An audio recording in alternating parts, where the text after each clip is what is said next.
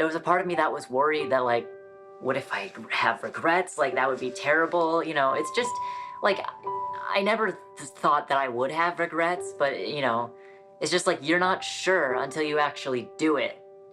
And now it's like, this is the best decision I've ever made in my entire life. I mean, I knew that I would be relieved and very happy, but I didn't think I would be this relieved and this happy. Any doubts that I had, any, you know, second thoughts, any, like, what ifs, or like, what if, you know, what if I don't like my scars? What if it feels inauthentic? All of those worries are just gone. All I see in my future is hope right now. And I know obviously I'll have struggles, but like, right now, it's like, I just gained like 1,000 more reasons to live, and it's so huge.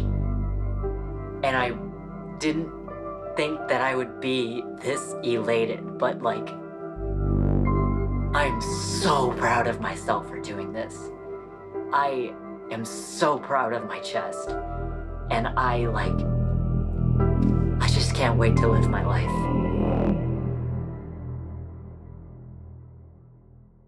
So, here's the deal. I'm detransitioning.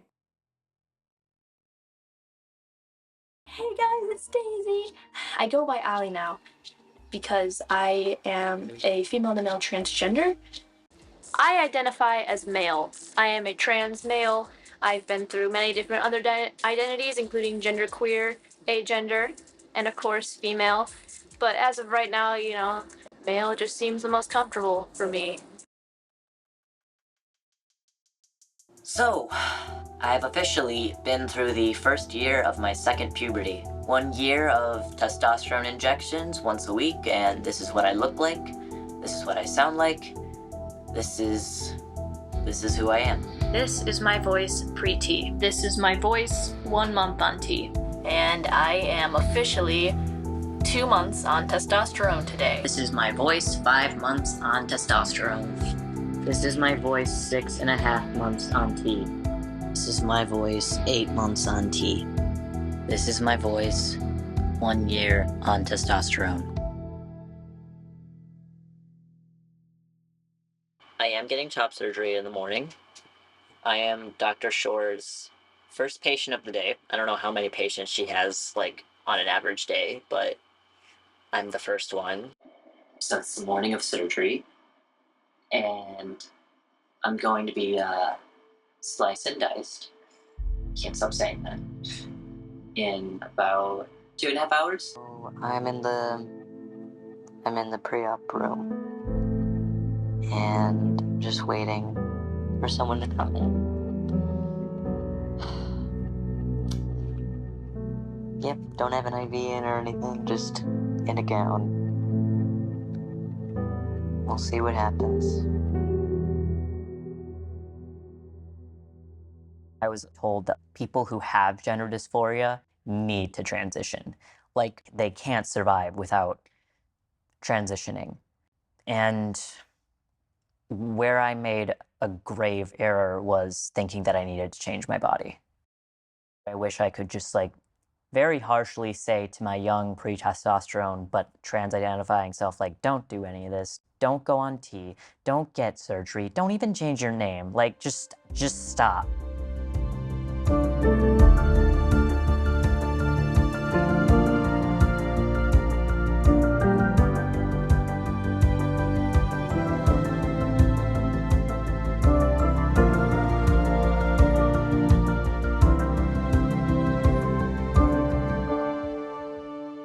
My girls are 10 and 12. They were 8 and 10 when I started this campaign. So I became concerned about what I see as a cult in our society affecting all these girls. And no matter what kind of socioeconomic status you come from, what kind of family you come from, no kids are immune to cult-like behavior. And this is all in our schools, so I wanted to make sure I learned all about it so I could protect my own kids. And I'm not worried about them at all. They're totally fine. But the more I learned, the more I couldn't stay silent, because we got tens of thousands of kids coming to harm. And the parents whose families are affected by this can't say anything, because then they would alienate their own child. And so the more parents I talk to and the more people I meet and the more I learn about this, the more it drives me, because the more you research this, the crazier it gets. And we just have to put a stop to it. Billboard Chris is my kind of guy. He uses signboards and I use a camera, but otherwise, our goals and motives are very much the same.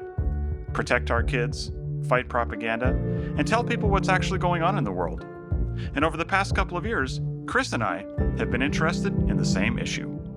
These children are becoming sterilized from the combination of puberty blockers and cross-sex hormones. These drugs are used off-label. They've never been approved for this purpose. This drug is actually a chemical castration drug. But we give this to kids for years. At 9, 10, 11 years of age, we have 13-year-old girls getting their breasts cut off. We have over 40,000 girls on GoFundMe right now raising money for what they call top surgery.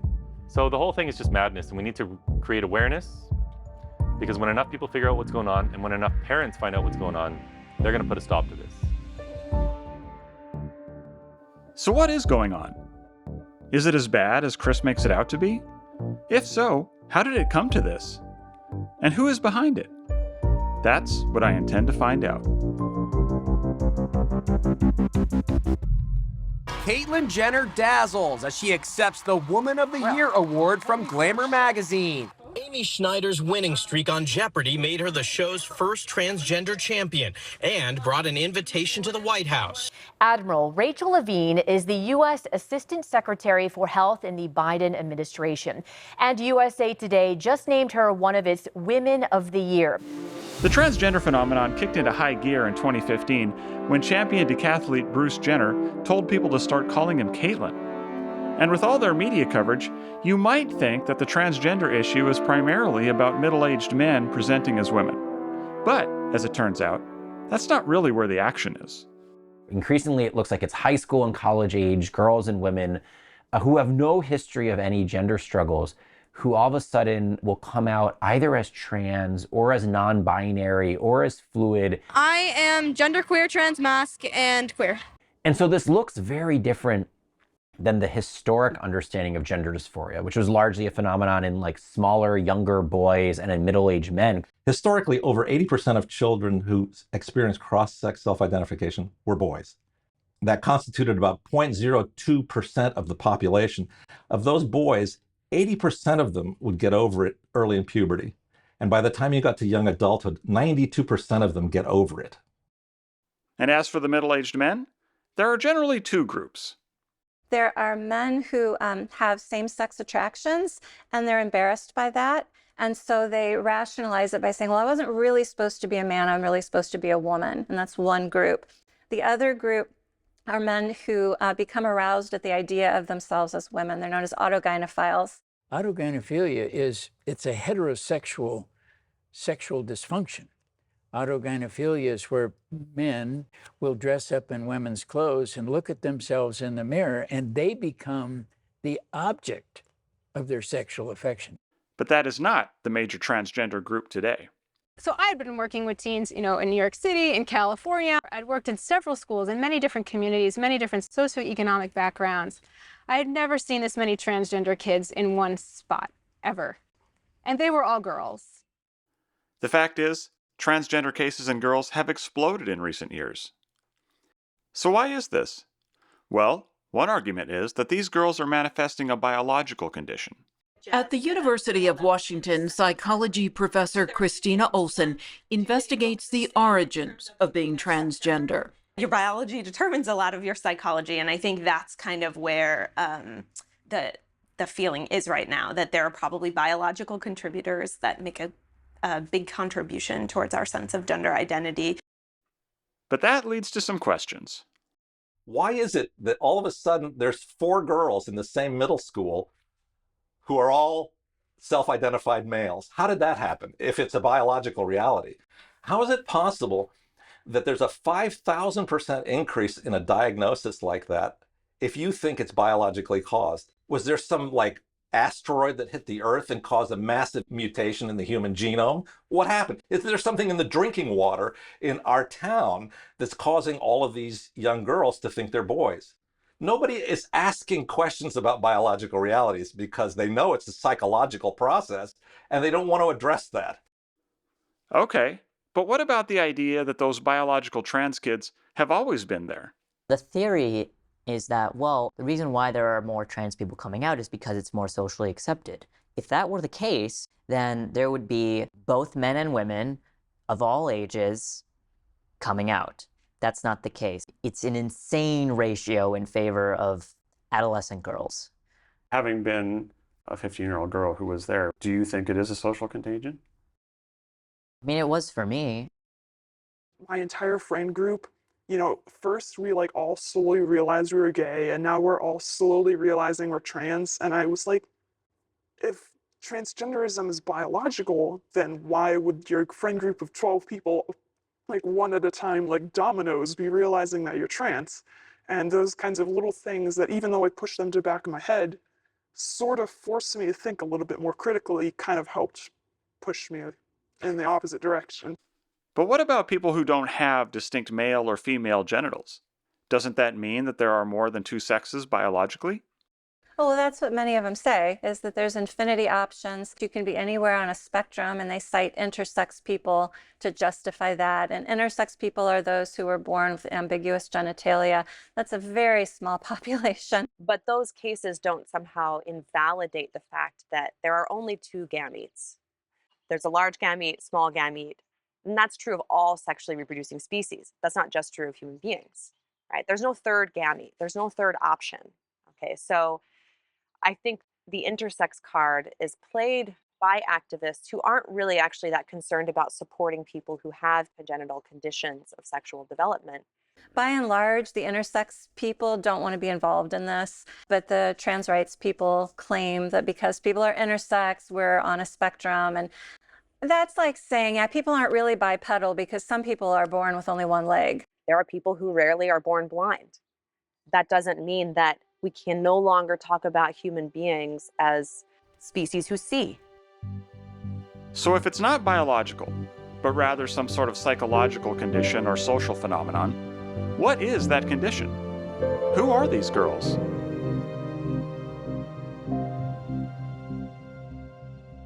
And what you find when you look at that subset of patients is that they have a 30% likelihood of being on the autism spectrum. Talk about capacity for being misled by social signals and things like that. It makes a lot of sense because autistic kids have a number of issues that feed in really neatly to being answered by a trans identity. If you struggle socially, you are a target for this. They don't get along very well in a neurotypical and non-autistic society as far as how to relate to other people, how to get other people to like you, how to have conversations that flow well. And so they already feel at odds with other people. Trans comes along and says, oh, you don't fit in with other people because you're not actually the biological sex you think you are, you're trans. There was all of this marketing towards me as someone who had never heard of that. And a lot of different things fed into it. I'm autistic, so I've never really been that good at talking to people and that kind of thing. I had a few very close friends, but not a really large friend group. They also have very strong black and white thinking. Autistic people tend to zero in on one thing. And once they've made a decision, they're very black and white about that. I have given this lots of thought. I have made this decision. This is the way it is, and it's very hard to change their minds. It is easy for them to really get sucked into this ideology and not be able to think nuanced and think outside of this gender ideology box. You've got social media, you've got the entertainment industry, you've got the GSA club at school, you've got all of these factors telling these autistic kids, oh, you're trans, and the kids are thinking about it, and they're not necessarily talking to their parents, because that's another feature of autism, is they're a lot in their heads, and they're not necessarily verbally processing that with their parents. And so they spend all this time thinking about it, they make this decision, and that black and white thinking really cements them there. So the combination of feeling out of place and struggling socially, and also kind of having the type of brain where they focus on one thing, I think that's how they get sucked into becoming trans. Gender dysphoria is more physically focused. It's more of a problem with the physical body, whereas what and I think a lot of adolescent girls who think they might be trans are going through has to do more with being perceived. You know, when I was a teenager, when I was in high school, you know, people would go goth, right? Paint their fingernails black, you know, wear black trench coats, this, that, and the other thing. It almost seems like trans or gender non-binary or gender fluid is the new version of, you know, what makes you unique to stand out during the teenage, high school, college years. I saw all these other trans men, all these handsome, buff Aidens and Elliots, and I wanted to be like them. I wanted to be accepted and liked and celebrated the way that they were. I was like, oh, I'm gonna be so cute. I'm gonna be this like artsy gay guy type, and that'll be my place in the world. The influencers, they make it look so fun. They are cute, they're quirky, they're exciting. If you are a teenager, it feels like a piece of crap, and you're online, and you're sitting there by yourself in your bedroom, and you don't have friends, and you're looking at that, you just look at that and you say, I want to be like those people. And what's particularly tragic about this is that unlike, you know, going goth, you know, 6 months, a year later, you realize, well, that was a silly stage that I went through, and there are no lasting consequences. You know, with this, there can be long-term, you know, indeed permanent consequences.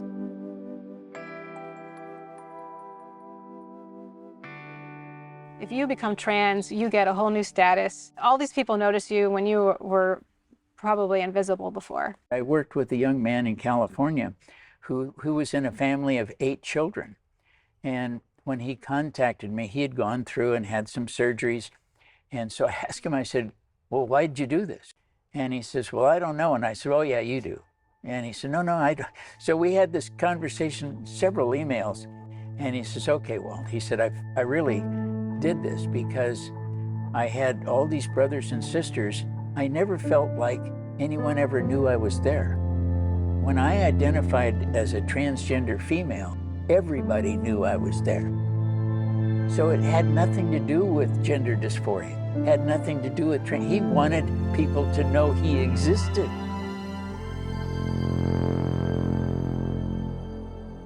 Why are young teenage girls today, in numbers we've never seen, transitioning? Well, put yourself in their shoes. It's very hard to be a young woman in our, you know, very toxic, sexualized culture. And so I'm not surprised that, you know, many women are just saying, I am opting out. The average age that a child encounters hardcore pornography now is 9 years old. 9 years old. If you have a boy who's like slipping into adolescence, who's been surfing porn for a couple of years, right, and a girl shows up in school who's developing breasts, that girl's likely to suffer verbal abuse from that boy, right? That's another factor that's probably stimulating this desire among certain girls to not want to be girls anymore. Because as they manifest their secondary sexual characteristics, they're encountering this horror of sexualized, porn-saturated middle school boys or high school boys who make them feel like they're in danger. And if they just didn't look so much like girls, they wouldn't feel like they're in danger. They wouldn't be hiding out in the bathroom during lunch. I think pornography is one of the worst things that's ever happened to society. Like, I think pornography is where a lot of that comes from. Porn is horrific. I think for so long we've sort of winked at porn and nudged and, oh, porn is kind of funny. And I've heard of therapists tell couples who are having trouble with their marriage, oh, watch porn together.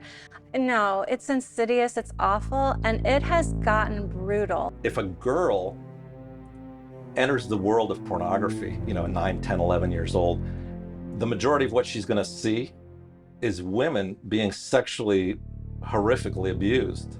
Today's porn is not the Playboy and Penthouse of our youth. The porn I was exposed to when I was young, Playboy magazine and the like, it's innocent compared to the porn these kids have on their smartphones right at the touch of their thumbs, right? We're talking violent rape and degradation porn. I worry that a lot of parents are very kind of passive about it. It's like, oh, you know, I saw porn when I was 12. It's like, yeah, you saw like a Playboy magazine. You saw like naked bodies. You weren't seeing borderline snuff films, like films that you can't even be sure that they're not watching someone under 18 get raped. So many young girls are seeing this, and that's their impression of what a sexual relationship is. It's like the mainstream sort of like hyper-libertarian idea of like, oh yeah, that's fine. Like, if you like to beat up your girlfriend while you're having sex with her, that's normal and like cool, kinky, like, and you'll even like get made fun of for being vanilla or whatever. Not only are the girls being exposed to this, but the boys that the girls are hanging out with, they're on a constant drip, a constant feed of this porn, and these boys are demanding of these girls that they perform these kinds of activities with them. And what's the odds that an adolescent child is going to see that as a beautiful thing? Some number approaching 0. When you are formed to think this is what men want of women, and this is how women are treated by men, well, no wonder women don't want to be women in that environment. We were out playing, and there was a utility access underground, and the covering of it had been lifted off. And so my brother and I went down into this hole because it was cool, and that's what you do when you're little kids, I guess. And we were down there pretending like we were in a starship or something, and suddenly some hands just reached down and pulled me out, and somebody else grabbed my brother, and there was a restroom nearby, a public restroom for the park, and they pushed me in, and I was trying to get away. I was fighting. I was screaming and kicking, and these men had a knife, and they put it against my brother, and they told me they would cut his penis off if I did not cooperate. And of course, cooperating because I love my brother. But after it, I just decided I wasn't going to be Erin anymore. That I was going to be Timothy because that would keep me safe from what happened. I didn't want that to happen again. So basically, I just became a different person. In the 6th grade, I was on the Summer League swimming and diving team. And our Summer League diving coach, we also worked out on the trampoline. So there were times that we were driving from the pool to the trampoline, and he would drive, and he would often put me sitting next to him, and he would play with me. And then on another opportunity, he had me, got me in his apartment, and I was sexually abused. So at that time, I was in a case of sexual abuse where I developed a hatred toward my own male genitalia. I wanted it gone. So here I am before I'm 10 years old. I got a grandma putting me in a purple dress and affirming me as a girl and not affirming me as a boy. I got a dad who's trying to reshape me into a man with a hardwood floor plank, and I got an uncle who's sexually molesting me all before I'm 10 years old. So, you know, a young person under the age of 10 is not very well equipped to deal with these circumstances. So what do you do with them? And so you internalize them. I worked with one 13-year-old girl here just several months ago now. We said, okay, why are you doing this? Why don't you like who you are? And she paused. Her answer was, I had a bad dad. And she was abused sexually. They're broken people that we need to help them realize what broke them. Of all the thousands of people that you talk to, how many have not been broken in some way in the past? None. I haven't talked to a single person who developed a transgender identity that didn't have some kind of a profound trauma in their past. Sometimes it's not sexual assault. Sometimes it's something like having a parent who makes it clear that they don't want that child being the sex that they are, and that children will accommodate these kind of desires of parents. Sometimes it's a divorce where the child is convinced that if they had been the opposite sex, the divorce wouldn't take place. But a lot of times it's a sexual assault. Many of the individuals, boys and girls, boys, if they were sexually molested as a young person, want to cut their genitalia off, not to become a woman, not to become a woman. Why? They cut their genitalia off so that they will never be sexually touched or abused again. And they see the only way to accomplish that is to remove what was being touched. A girl, on the other hand, who is sexually abused will make herself appear as male as she can as a way to repel any persons who might want to sexually abuse them. I saw a lot of, especially girls, who've had some kind of sexual trauma, that in the past they might have worn baggy clothes or gained extra weight or cut their hair just to not get that attention from men that's very uncomfortable for them, extra uncomfortable if they've had some sexual trauma. And so I think this transgender thing is really a way to take away a lot of those very painful, ugly feelings that they're feeling. So the trans issue in young girls sure seems to be a multifaceted psychological condition. According to Dr. Patrick Lappert, what we are dealing with here is a type of body dysmorphic disorder. And body dysmorphic disorder is a condition where a patient will present with some fairly ordinary kind of a question like, I'm interested in having a rhinoplasty. I want you to change the appearance of my nose. Well, this is a common reason for consultation with a plastic surgeon. And, you review their history and you're talking to them. And while you talk to them, you're trying to get an understanding of their motivation. And while you're trying to get an understanding of their motivation, you're actually looking at their nose without being obvious about it, but you're looking at their nose and you're kind of sizing things up. And the person with body dysmorphic disorder, they'll be describing a nose that to them looks like a horror. And they'll start saying things to you that suggest that they think that everything that's wrong in their life is the result of the contour of their nose. They're convinced that the reason they're lonely, or they'll think that the reason they're not getting promoted at work, or the reason why, life is a misery is because of the contour of their nose. And what they're telling you is that they're so invested in what you're going to do to their nose that they expect it's going to be life-changing. That if you correct their nose, all of their sorrows will go away. That's the key. And so essentially what they're asking you to do is to solve an interior wound by changing their external appearance. That's body dysmorphic disorder in a nutshell.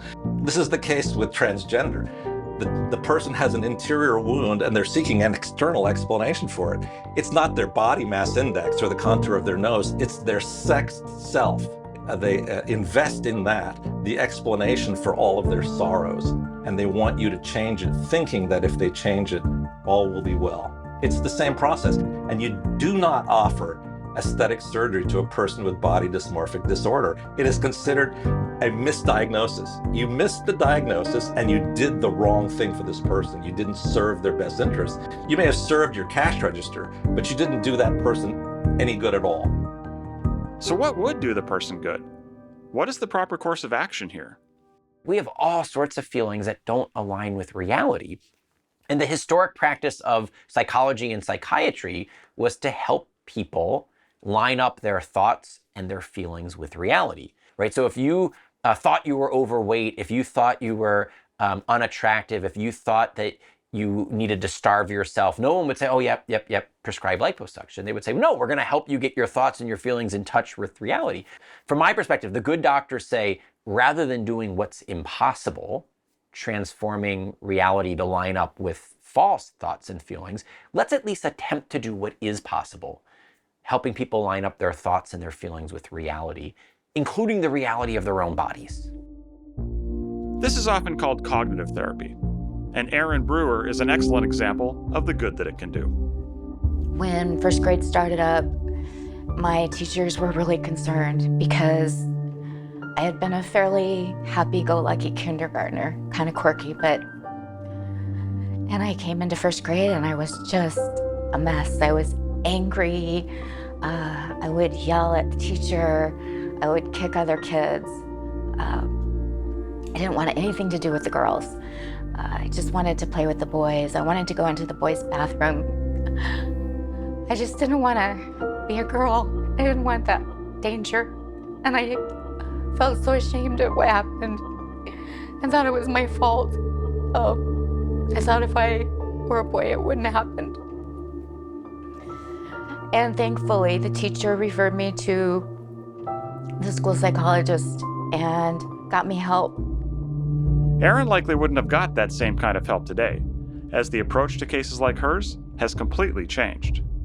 I did a lot of research, and the books were telling me, the journal articles were telling me, and everything I was hearing was that I had a birth defect Possibly my mind was washed with the wrong hormones when I was in utero, and that I needed to change my body to match my mind. Otherwise, I wasn't going to get over this. This is the reason why the language of transgender has been intentionally modified to take away. It's called depathologizing. This is what the Diagnostic and Statistical Manual did 7-8 years ago. Is they changed it from gender identity disorder, which obviously smacks of a psychological problem.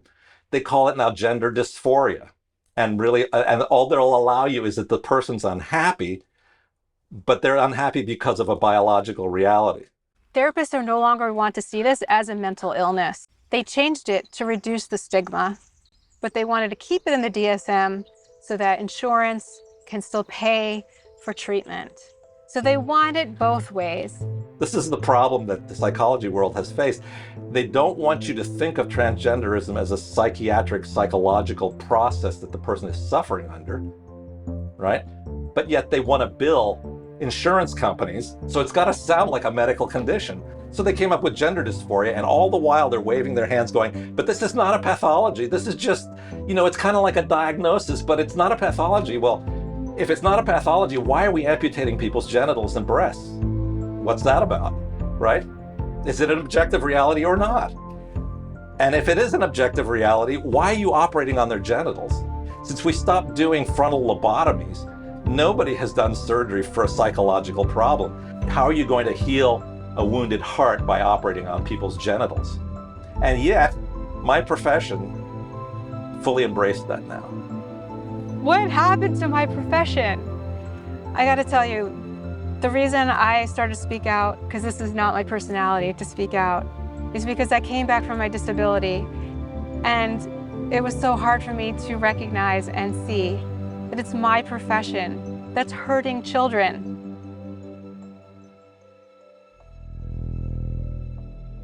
The buzzword is gender affirmative, gender affirmative. I actually never heard of that in 20 plus years until a year and a half ago. I know it was a thing in some specialized gender clinics, but that was not mainstream. And now that's all they say.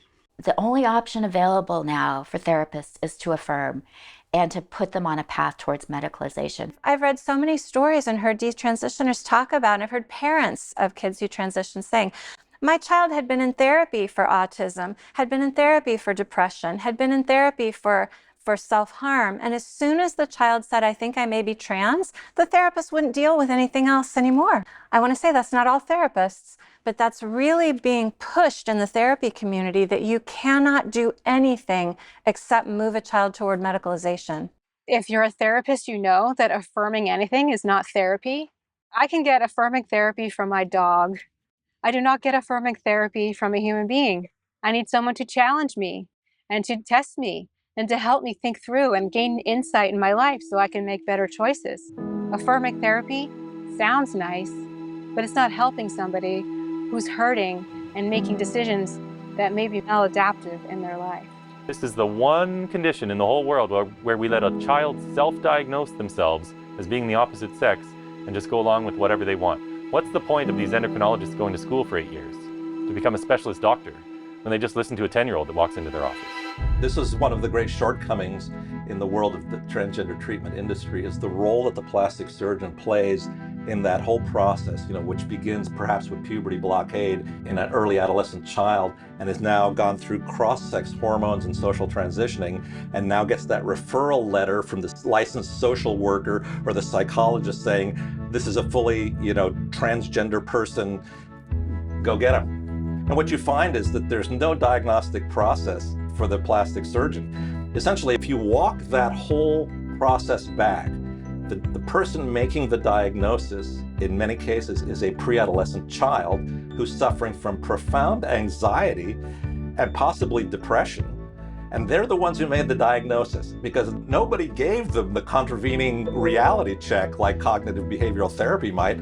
They were all encouraging this child. So essentially, the plastic surgeon is getting preoperative consultation and consent for perhaps a mastectomy in a 15-year-old girl. I mean, the WPATH recommendation, version 8, is now going to recommend that you can do mastectomies in 13-year-old girls, okay? So you've got a 13, 15, 17-year-old young lady who's going to have a mastectomy, and the plastic surgeon is relying on a diagnosis that was made by that child perhaps 10 years before, and nobody has waved a flag on this and said, wait a minute, what are we doing here? The plastic surgeon at that point is a technician, and that is contrary to everything I learned as a surgeon. The transgender activists' response to this is that children know who they are, and we must trust what they tell us, even before those children know how to talk. So let me give you an example. I have a colleague who's transgender, and there is a video of him as a toddler. So he was assigned female at birth. There's a video of him as a toddler tearing barrettes out of then her hair and throwing them on the ground and sobbing. That's a gender message. There was one where this child wore the little onesies with snap-ups in between the legs, and at age 1 would unsnap them to make a dress and have the dress flow. This was a child who was assigned male. That's a communication, a pre-verbal communication about gender. When I hear trans rights advocates say children know who they are, I just think, have you ever raised a child? Diane Ehrensaft says that if an 18-month-old girl pulls a barrette out of her hair, she's sending a gender message. She's trying to tell you that she's not really a girl. And I think, have you ever been around a child? When my son was 18 months old, every time we'd get in the car, he'd pull his shoes off and throw them. What did that mean? What was he trying to tell us? That he really should be an amputee because he doesn't want to have feet? Ridiculous. And on top of that, the message we are supposed to be listening for seems to be rather regressive. Part of what led me to being transgender in the first place, because I've been told a lot, boys are logical, girls are emotional, and I'm very logical. And I learned, oh yeah, if you're, biologically female, you have, boobs and everything. But if you like sports, if you wear masculine clothing, then you're actually a boy. This entire ideology hinges on stereotypes. If you look at the most popular resource used all around the world, it's this thing called the genderbread person. So it's a picture of a gingerbread man. And it defines right on there what gender identity is. It's based on your personality, your likes and dislikes, your jobs, your hobbies, your roles. So a girl who loves to play with trucks, likes to roughhouse, or being asked to look at that girl and wonder if, she doesn't like pink. She doesn't like to play with dolls. Maybe she's really a boy. Right? Or a little boy who loves to play with My Little Pony is like, I wonder, maybe he's really a girl. These are 1950s sexist regressive stereotypes. If I want to work in the kitchen all day, does that put me on the woman end of the spectrum? Apparently, according to gender ideology. There's a document, a paper that's handed out to kids that asks them to place themselves somewhere on the gender spectrum from Barbie doll to G.I. Joe. Where are you on the spectrum? And it implies that if you're not completely a Barbie doll or you're not completely a G.I. Joe, you're not a man or a woman, you're something in between. And that's absolutely ridiculous. And what a message to give our kids that, oh, you can't have short hair if you're a girl because that means you're a boy. Oh, you can't, wear pink if you're a boy because that means you're a girl. It's completely throwing us back 50, 100 years in terms of rights and freedoms for women. Feminism has really tried to contest certain stereotypes about women. But now, woman is defined by those very stereotypes. And it really narrows the full range of what femininity and masculinity look like when lived out in the world. So we've taken the counseling and medical professions and turned them upside down. Doctors and therapists used to help people and heal broken hearts, dealing with root causes and teaching that people are valuable just the way they are. Now, not only are therapists trained not to do that, in many places, it's actually against the law.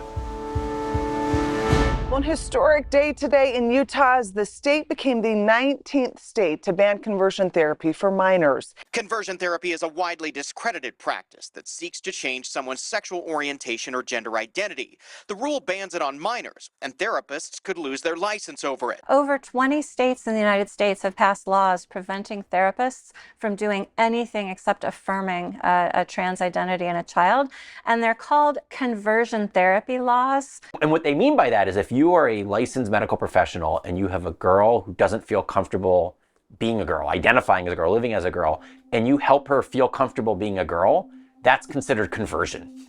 But if you give that girl testosterone, if you perform a double mastectomy on that girl, if you convert her into a boy, that's considered affirmation. Totally Orwellian language in which performing medical interventions to transform a girl into someone who identifies as a boy is considered affirmation. But affirming that the girl actually is a girl is considered conversion.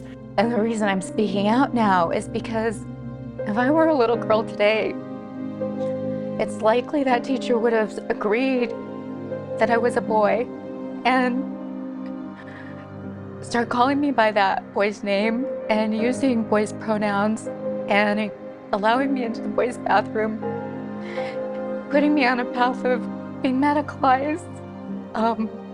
I think about what would have happened if I had been put on puberty blockers and cross-sex hormones that would have sterilized me. Because probably the biggest joy I've ever had in my life is holding my children. And I wouldn't have been able to have them if they had put me on that path. And I think about all those little girls now who, for whatever reason, have adopted a transgender identity, taking puberty blockers and cross-sex hormones and having their breasts chopped off. And I feel like I have to speak out and I have to tell my story. And I have to do everything I can to help those kids. As compelling as Erin's story is, the activists have a response to this, too. One that is intended to shut down all further debate. It's not unusual for the parents to hear a professional say, well, I know it's a tough problem, but we have a lot of experience with this, and which would you prefer, a live son or a dead daughter? These ideological doctors at these children's hospitals, they'll tell the parents, you have two choices. You could have a dead kid or a trans kid. This is brutal. Suicide's complicated, and we should never be weaponizing it like that. And with no other condition do we say, oh, you're suicidal? Okay, let's just give you what you want. To me, that is emotional blackmail. Therapists are trained, especially with people who tend to be attention-seeking or tend to try to get what they want by threatening suicide. Therapists teach people to express their needs in a more healthy manner. Now, therapists are doing that. Therapists are threatening their clients and saying suicide is the reason to do what I want and to do what I think is right without any kind of collaboration or other exploration. I'm not vilifying the parents because they're being told that their kid will kill themselves if they don't fully accept this and celebrate this. Are you saying they should not accept that? Like, there are other alternatives? As hard as it is and as scary as it is, yes, give your kid a chance to be strong. Don't tell your child you're so weak that, yeah, you will kill yourself. That is such a harmful thing. I believed it. I believed that I would kill myself if I didn't transition because I already knew what it felt like to be suicidal. I was miserable. I felt very weak and vulnerable. I needed someone to tell me that I was strong enough to get through this and that I didn't have to permanently change my body, and that the mainstream message that I'm being told, maybe I should entertain the possibility that that's wrong. And it is wrong. The suicide statistics simply don't support the mainstream narrative. Yeah, you follow them for 3 years and you're going to think you hung the moon, especially if your data gathering process doesn't seek out every patient you operated on. If you just seek out the people who happen to walk back in your office and to talk to you about their transgender surgery, well, that's called a selection bias. You're basically talking to people who haven't killed themselves, obviously, and people who are happy enough with their result that they decided to come back and see you. Yeah, if you did 100 operations and your follow-up only includes 22 people, well, what happened to all those other people? Are they in a psychiatric hospital? Have they been incarcerated for a violent crime because they've been taking testosterone for 5 straight years and now they're roid rage? Have they killed themselves? These doctors wouldn't know because they didn't go looking for them. But the Swedish database has saved the day for us because healthcare in Sweden, every event of healthcare gets entered in the same database from womb to tomb. What does that database show? Well, it shows us that if you only follow these people for about 3 to 5 years, you've done them a world of good. But you get beyond a certain point, And they're no longer hearing the affirmative messages because people are tired of revisiting that issue after 5-6 years of, oh, you're beautiful, you're wonderful, you're your authentic self, and all that stuff. That hubbub dies away and the interior wound is still there. And if you look beyond about 8 years, the suicidality rate is right back. Taking all patients fully transitioned, they have a higher rate of suicide than the general population. We see too much regret after this. Is why they're 18 to 20% more likely to commit suicide after they go through this. Why? Because they had a broken identity. And treating them with hormones and surgery doesn't fix a broken identity. It just adds more pain and more suffering. And actually, in a way, it's more abuse. If we look at what the whole process of transgendering is, if we can use that word, it's self-destructive. Every process requires you to destroy who you are. The simple fact is, affirmation care, medicalization, and surgery only make things worse. For a while, I was like, I'm just gonna live with the regret. And I lived with the regret for like 1.5 years, and it was the darkest period of my entire life, by far. 7 years down the road of this transition, I was in worse condition than when I initially started. I had more problems 7 years down the road than I had when I first transitioned. In those 7 years, did your therapist ever connect any of your issues back to the trauma of the sexual abuse? No, and that's a big question within my mind in reflecting back, because after everything was said and done and I did transition back to male and found peace between my mind, my heart, my body, I started reflecting back what happened, what was going on with me, and my therapist never did dive into the difficulties I had as a child or the sexual abuse, because as a child, I had a speech impediment. I still have a speech impediment, but not nearly as bad as I did as a child. I had a learning disorder. I was dyslexic. I had to go to a special reading lab, and I actually didn't start to learn how to read until I was in the 5th grade. I was uncoordinated. I couldn't play any athletic event very well, and I was always picked last amongst the teams with the boys. I didn't fit in with the boys. I actually felt like I fit in more with the girls than I did with the boys. And my therapist never did dive into any of it. Part of my theory about why it is that they're not connecting trauma to the development of a transgender identity is that there's a lot of money in this. Pharmaceutical companies are making a ton of money from medicating kids. Just think of the money that can be made in medicalizing healthy people. And if we're talking kids, right? So you start them on puberty blockers when they're prepubescent. And then the next stage is to give cross-sex hormones. If you put a child on puberty blockers and then cross-sex hormones, that child is medicalized for life because their body's never going to develop the capacity to make the hormones that the child needs. And then that lifelong hormonal treatment leads to other complications that then require medical intervention, right? So you're essentially making a healthy person sick and making them completely dependent on expensive pharmaceutical drugs in order to maintain this identity. There's a lot of money to be made there. Just sex reassignment surgery over the next 5 years is expected to be a $1 billion industry.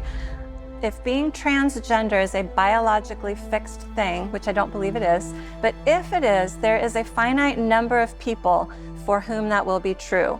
These market reports say that it's a growth industry. Well, the only way it's a growth industry is if it's being marketed, and it is being marketed. My psychiatrist just gave me pills. Like, she was just like, oh, I think you have ADHD. Here's some Ritalin, see if that helps. She didn't know me. How'd you find her?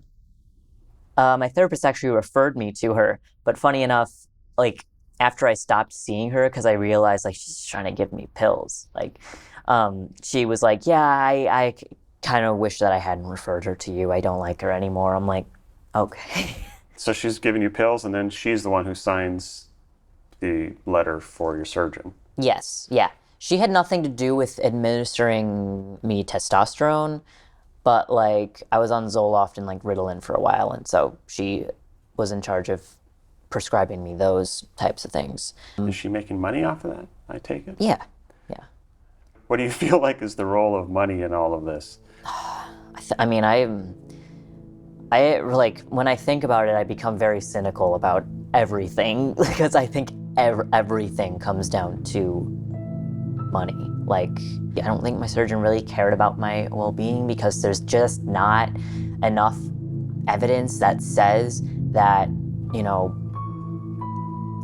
physically transitioning, if you have any type of gender dysphoria, weird feelings about your gender, is going to help you. There's just not enough evidence that says that that's the one-size-fits-all solution.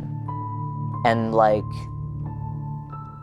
top surgeons, people who do those surgeries, I feel like they don't want, like, they're not honest about that. Now hold on. I thought that medicine was a scientific endeavor that followed the evidence wherever it leads. One of the things that we hear all the time from the proponents of the transgender treatment industry and affirmation care is that we need to follow the science, and that if you were a better doctor and you were more aware of the medical literature, you would realize that affirmation care and transgender medicine and surgery is the only way to go. Well, so I've been a doctor now for roughly 40 years. And in those 40 years, I've been to a lot of lectures. I've read a lot of textbooks. I've read a lot of professional papers. I've written some papers. I've written some textbook chapters. I have never in my professional life ever read a textbook, a journal article, listened to a lecture that described the human person as a spirit being that occupies a body. In fact, the world I grew up in is the world of materialistic, scientific medicine. Well, how do you jump from that to like, well, actually, no, you have the spirit identity person floating around, and they give these children the language. A 9-year-old child doesn't naturally say something like, well, I'm really a boy trapped in a girl's body. That is not the language of children. That's the rehearsed language given to them by adults who staff gender clinics, who have MD after their name. Where did they get that from? Where did they get that from? That is superstitious thinking. It is absolutely stupid, superstitious thinking that goes against all of Western philosophy that gave rise to the university and the medical school in the first place. All right, things just got a whole lot deeper. What Dr. Lappert seems to be saying is that this is a debate about ultimate things, about the very meaning of life. We are talking about competing views of what it means to be a human being. So what does transgender ideology assume about this question? First of all, we can see there is a priority of the mind over the body, that the mind is seen as something separable from the body. So, for example, when you think of the I am a woman trapped in a man's body, what you're saying there is that the real me is not my body. A transgender identity is a splitting of self. It's a saying that your body is somehow a different, almost a different being than yourself. We live in an age where the body itself has become very depersonalized and objectified. And I see that kind of with the whole phenomenon of like pronouns in your bio. Because it's like, my body doesn't matter at all. Like, whatever I was born as, throw that out the window. I am whoever I label myself as. The body is almost this physical extension of me in the world that I can curate according to this real me that's inside and disembodied. This notion is being taken to new heights in the internet age. Seems like we're actually trying to become more disembodied, and it becomes increasingly easier to do that and accept that if everything is online. When you go on the internet, you can curate an online identity that is radically different than your real life. And so I think some of what we're seeing is as young people get so immersed in that online environment, they almost try to take their online identity and bring it out into the real world. Dr. Trueman has a term for this: expressive individualism. Expressive individualism is the idea that every individual person has a core of inner feelings. And in order for that person, that self, to be authentic, that core of inner feelings must be allowed to express itself outwardly. This is really starting to make sense of the transformation we have seen within many institutions. When you think of how institutions operated typically in the past, they were places of formation. They were places that you went in order to be transformed into being that which you should be. You went to school to have your rough edges knocked off. Now, of course, schools are there to help students realize themselves, discover themselves. The medical profession, of course, once upon a time, the medical profession was there to cure people. Now, of course, it's taken on a profoundly psychologized sort of function, precisely because the ethos of the society in which we live in is one of personal affirmation, and even the medical profession must bow to that. So to flesh that out a bit, teachers, therapists, and doctors have to deny the physical reality of a child's body in deference to a child's desires and choices, because these desires represent the child's authentic self, the real person, and the body is simply an artist's canvas which should display this non-physical, real self. So how does this dualistic view of the person compare to the classical view, the one on which Western civilization, and all our institutions, was based?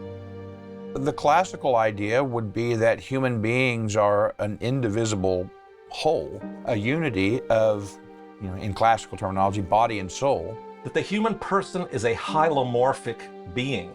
It means that body and spirit together comprise a single nature. It's not that you have a spirit nature that fills what may or may not be the right body. The two things together comprise the human person. So we can make a distinction between body and soul, but ultimately they're so entwined that one affects the other. If you separate soul, spirit from body, I do know that there's a medical diagnosis for that. It's called death. And yet this is what we're being sold by the practitioners or the followers of science. It is important to acknowledge why one might want to get out of one's body.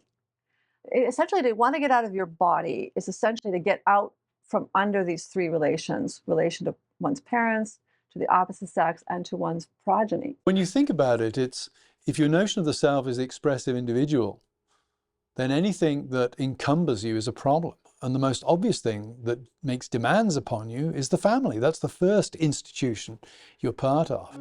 The idea here is that we want to get out of the body because we didn't get to choose it. We didn't get to decide our physical characteristics, where and when we were born, or the people to whom our bodies are inextricably tied, our family. As such, to be able to live an authentic life in which our wills and desires are supreme, we must revolt against the body and the family to which it is connected.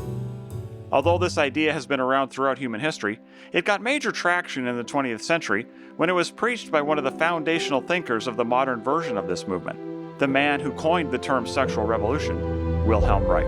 Wilhelm Reich was particularly concerned to destroy the nuclear family. He saw the nuclear family as the training ground for future fascists. He really did think that the last bastion of oppression was the body and its sort of entrapment in these familial relations. So for Reich, the sexual demolition of the family was part of his program of revolutionary political liberation.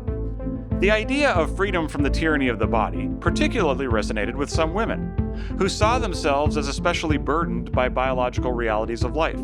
Realities such as the fact that women are the ones getting pregnant and nursing babies.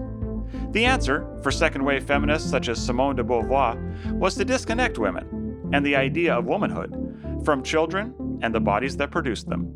She realizes the difference between men and women is that women are more biologically knit to their offspring than men. And so she thought if we could suppress or take away some of that knitting with biology, then women would be on par with men. There wouldn't be much of a distinction. Simone de Beauvoir makes the point that it's only once motherhood has been shattered that women will be really and truly free. So she advocates contraception, and she also advocates the state-run childcare. De Beauvoir certainly wasn't alone in this. Contraception had been pushed as the key to women's freedom for several decades, most notably and forcibly by Margaret Sanger. She's the one who coined the term birth control. She was also behind the original formulation of the birth control pill. And that technology of synthesizing hormones was really new at the time. And it was also being used for the first time in the same era to begin to experiment with giving cross-sex hormones. So that those two technologies, I see those two as connected. Looking back, there seems to be no question that the birth control pill is connected, not only to the wider practice of prescribing synthetic hormones to physically healthy people, but to the disconnection of personal identity from one's physical body. Becoming a contraceptive society fundamentally changed the way we think about our identity and our bodies. The separation of sexual intercourse and procreation has made us, I think, as a culture, much less conscious of the fact that we're fertile beings. Once you have the pill, and especially abortion, it so effaces the meaning of sex that now it is possible for us to say a man is a woman and a woman is a man. Pope Benedict XVI, before he became Pope Benedict XVI, this was in 1984. He says this: sexuality, which is no longer linked to procreation, will have far-reaching consequences. People will end up demanding the right of escaping from the slavery of nature and demanding the right to be male or female at one's will or pleasure.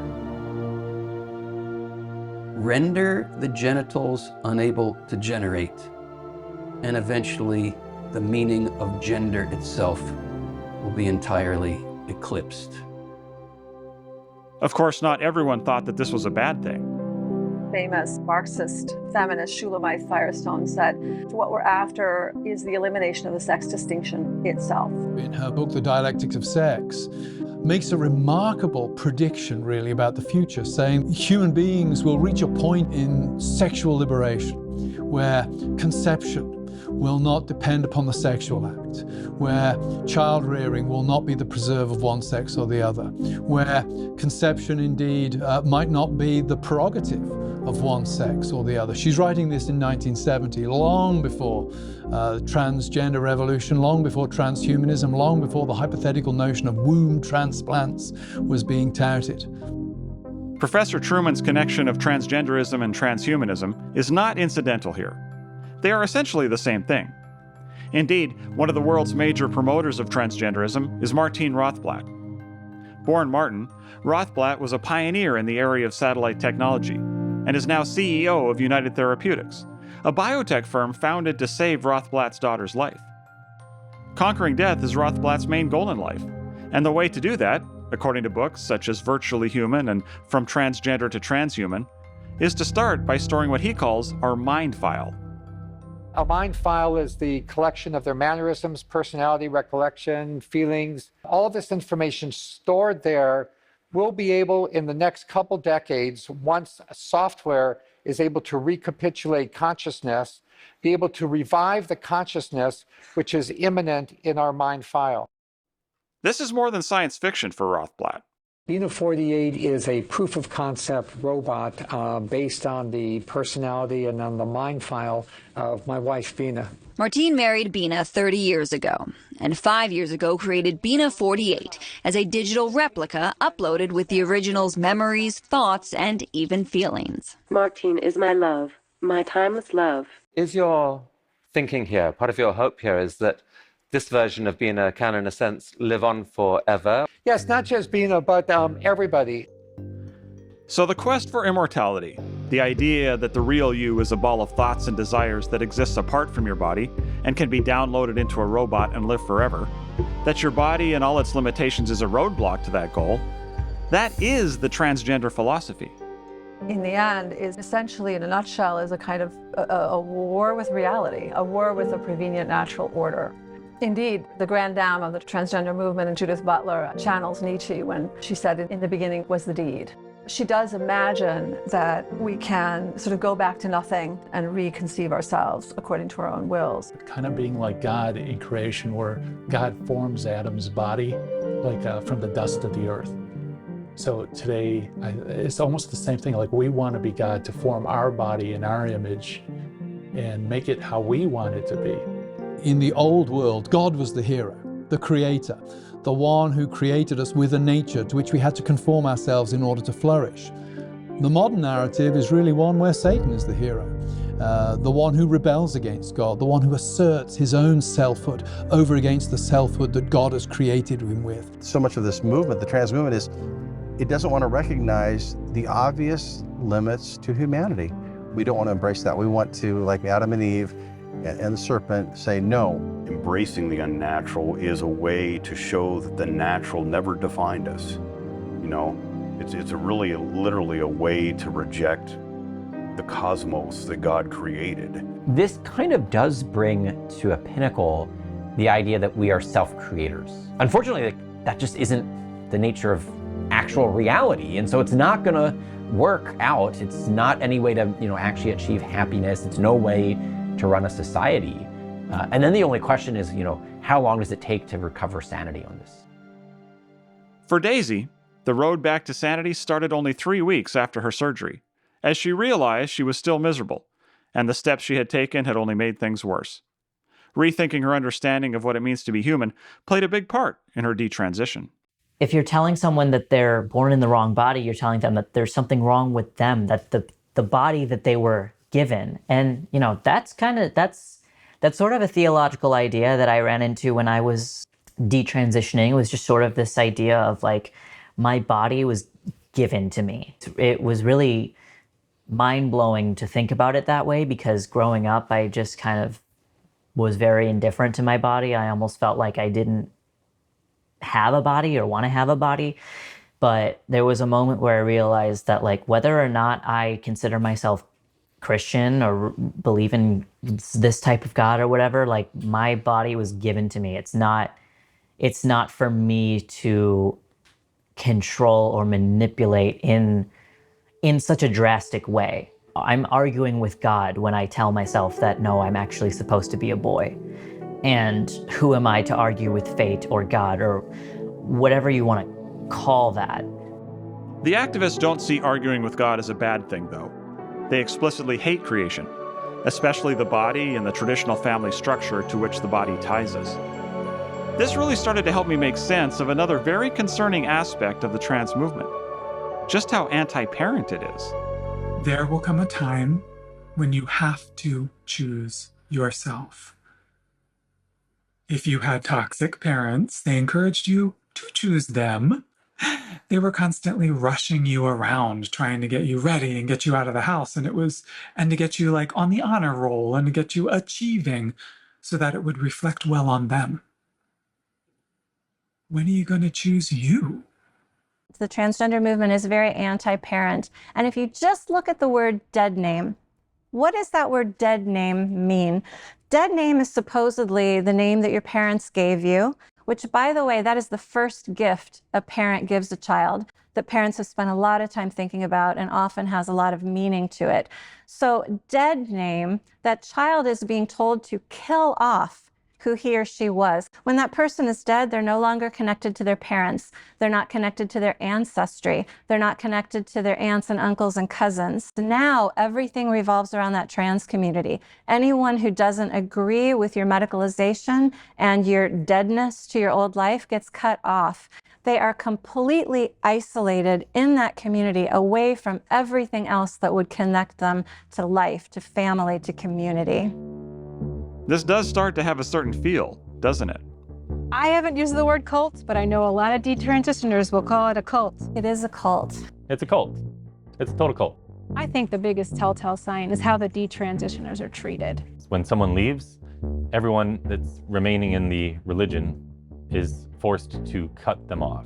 Why are they only cared about when they have a trans identity? And when they don't have a trans identity, they're thrown out like the garbage. They love bomb. They go out and they find somebody who's vulnerable for some reason, and they love bomb them. The GSA clubs, spectrum clubs, equality clubs, these clubs in schools are recruitment centers. Once my friends realized that I was a newbie to all of this, they went, oh my gosh, we gotta educate this person. And so they started bringing me to the GSA club, where looking back, it was a terrible idea. They give these kids a whole new language, gender queer, gender fluid, gender expansive, all of these new words. This is a lexicon that's been created for this cult. Those who use the lexicon are a part of the cult. Those who are outside of it are the TERFs, the bigots, the homophobes, the transphobes. And that's another part of cult life, is that they vilify anybody who's outside the cult as those are the wrong people, those are the bigots, those are the bad people, you don't want to be with them. And as we've seen, often those bad people are family members. So one of the things I needed to get over, I'm no contact with my family. All of them. Siblings, parents, extended family, cousins, everybody. And the thing I wanted to point out to you today in this video about going no contact is I didn't consider my own feelings. As painful as it is, the pain of being a person who goes no contact is nothing compared to the daily pain you've been in from being in relationship with these folks. I love you. Have a good time going no contact. Unfortunately, anti-parent behavior is now practiced even by the people parents used to trust the most. Local family claims Clay County school leaders held secret meetings with their child over gender identity confusion, and now they're suing. The father says the school didn't tell him until after the student attempted suicide. They've actually created a checklist, a how-to guide for schools to transition minors without their parents knowing about it. And they're doing this at the kindergarten level. I just read this book to a grade 1 class, and one of the students came out as trans. It is completely okay with my admin that I am running this club during school hours because some of their parents don't know. It would make them feel more comfortable to just, do it at school. That way it's a little more, discreet. We know that children's success in school and life, the strongest predictor for that is the involvement of their parents.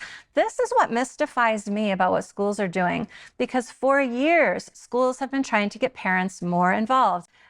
Get their kids doing their homework, have the parent help out in the classroom. We know that the parent involvement is the strongest predictor of success. Now schools are trying to cut parents out of the equation altogether. That makes no sense. That's ridiculous. At this point, I would tell parents that they should not have their kids in public education because there's too much going on behind parents' backs. The goal of the transition closet is for our students to be able to wear the clothes that their parents approve of, come to school, and then swap out into the clothes that fit who they truly are. They're absolutely working to undermine parental authority. You have to keep it secret from parents. You have to use the name that the child wants. You have to use the pronouns the child wants. It has to be the child that gives you permission, because if the parents don't go along with it, it could create an unsafe place for the child at home. And so we need to make school the safe place. But I think it's actually the opposite, because the parents are the ones that love that child the most. They're the ones that are out to protect that child. They're the ones that know that child. And so for the school to have the arrogance of taking on that role is really going to hurt kids. So people are now in tune with how teachers are shutting parents out. What I don't think people are in tune with is how much therapists are doing this exact same thing. I remember the frustration as a social worker thinking, these parents aren't involved, we need to get them more involved. There's better outcomes when the parents are involved. And now there's a cultural shift to shut out the parents. So I often will tell people not to take their children to therapists anymore. And I hate that. I hate that I have to tell parents that they can't trust therapists, that they can't trust healthcare providers. Oftentimes they can't trust teachers. I hate that. Teachers were so important to me. Teachers saved my life. I feel like I had some phenomenal teachers who recognized that I needed a little extra care.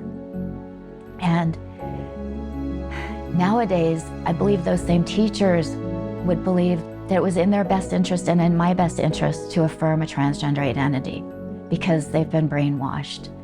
Collaboration between parents and children is the only way to provide therapy. And if there isn't collaboration, that is poor therapy. And I could call it malpractice.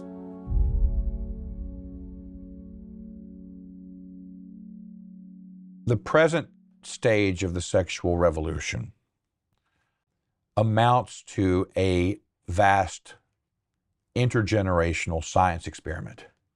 C.S. Lewis in The Abolition of Man understood and spoke quite profoundly about how those who live downstream from the scientific conquest of nature will not be the most powerful, but the least, because the shape of their lives will have been fated by those who came before them. By taking the very definition of our nature in hand, both theoretically and practically, in undertaking this experiment, we are profoundly shaping the future of subsequent generation in ways that we have not even begun to think about. While we may not know exactly what we are doing to future generations, we do know one thing. The current generation is in crisis. You even get alienated from yourself, or your body is alienated from your soul. So it's a very deep, profound alienation, and that's really where we find ourselves today. There's an epidemic of loneliness out there. And the further you go down this rabbit hole, the further your descent from reality into this insanity, the deeper that loneliness becomes. This is why people are throwing themselves off buildings. We've lost sense of what it means to be human. And we are setting out as the vision of our humanity, a vision that is in itself death-dealing, rupture of body and soul. The reason why I'm really speaking out against this ideology of gender is that I think it harms people. People with gender dysphoria, people who identify as non-binary, they are not the enemy here. They are the victims. The people that we should be most opposed to are the people pushing the ideology, right? Because, there are adults who should know better, who are pushing just a really, really misguided ideology on young people. It's this cultural juggernaut that's churning people up. And I think we need to make sure that our communities and our parishes are places where refugees can find welcome. People who identify as trans or non-binary, I think we should have nothing but compassion, sympathy, and patience. Speak out against the ideology, to push back against activists, but to also just be very welcoming and loving toward people who are being harmed by this ideology. One of the goals that I have and the people that I work with have is to approach this from a position of compassion. And we are not doing this because we're anti-transgender. We're doing this because we don't believe there is such a thing as transgender. We believe that there are children who have been victimized, who are suffering, who are traumatized, who have adopted a transgender identity as a coping mechanism, and we care deeply about them. And we don't want them medicalized, and we don't want them to believe that they're inherently flawed. And that is the loving approach. It isn't in any way loving to tell a child that they should become somebody else because who they are isn't okay. That's not loving, that's not kind, that's not compassionate.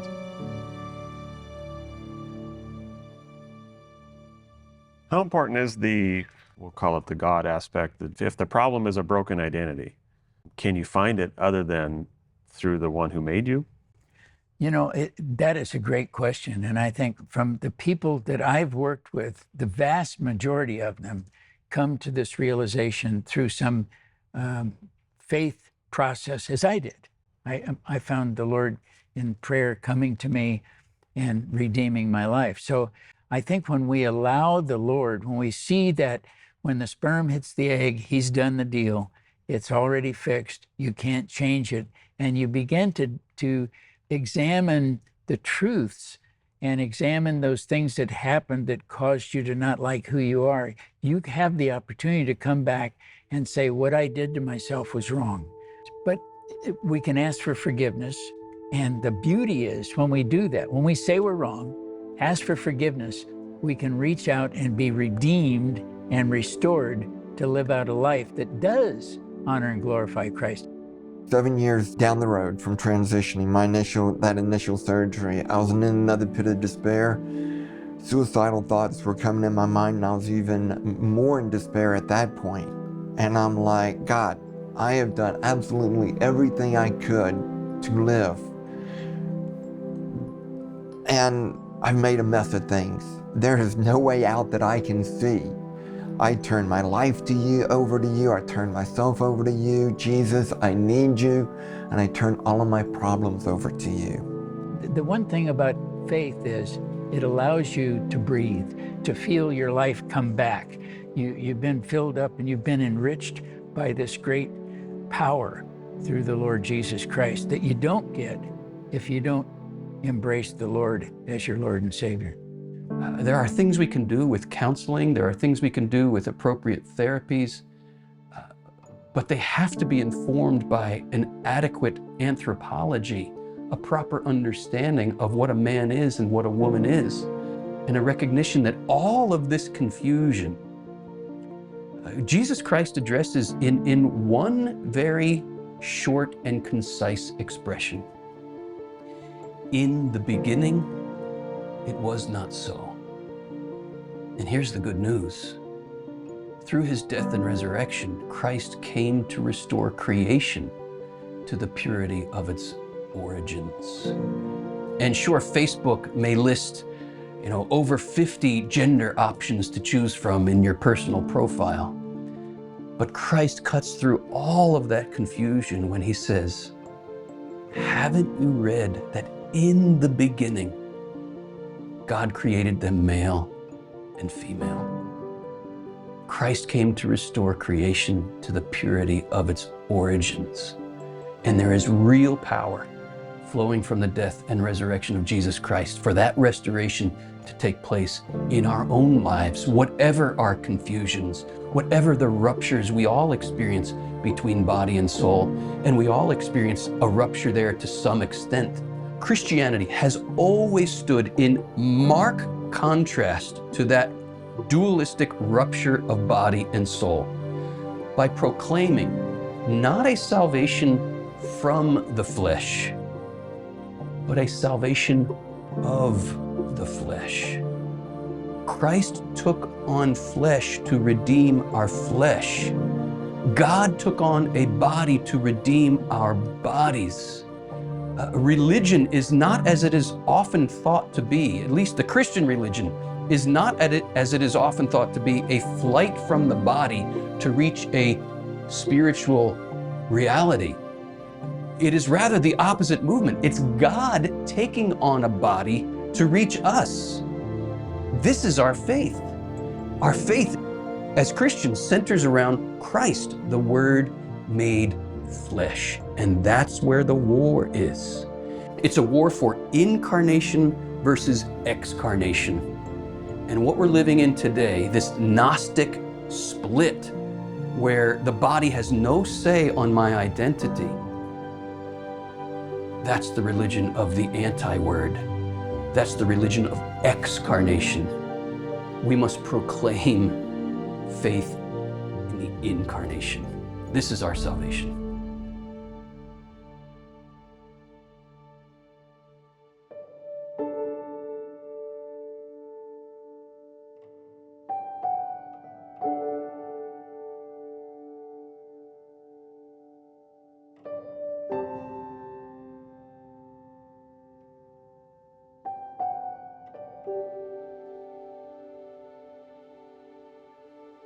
What really is, I think, motivating me to get the reconstruction surgery, even though, they won't function as natural breasts would, I had to ask myself, okay, so is it just aesthetics?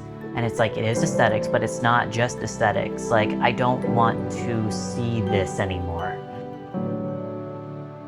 A little past 7 a.m. and in about an hour, I am going to the hospital to be induced. And I can't believe that I'm gonna be meeting my baby soon. None of this was planned, if I'm being completely honest. I was very surprised when I saw the positive pregnancy test. I had a lot of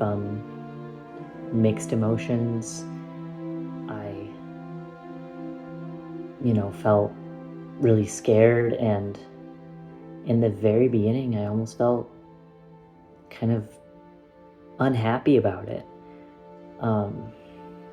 Just because it was,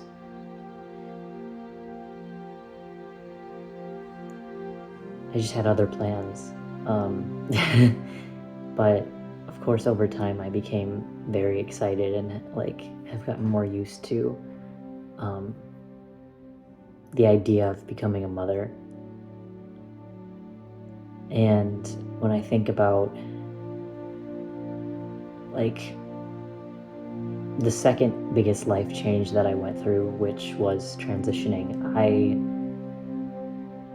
planned that whole thing, thought about it every day, fought for it, paid a lot of money for it, had my most important relationships be jeopardized by it. And it was all about me, because that was where my head had been my whole life. Everything was just about me, and what can I do to self-actualize myself. Now I'm just bowled over with gratitude that God would allow me that God would allow my body still, after what I've done to it, to not just get pregnant, but to have a healthy pregnancy and a healthy baby boy. I mean, how can I respond to that other than through worship and praise? I don't know. There's no other way.